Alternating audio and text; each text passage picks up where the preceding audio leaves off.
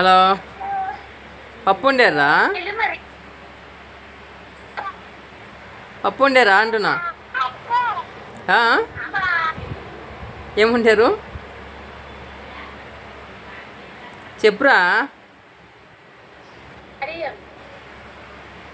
Nani.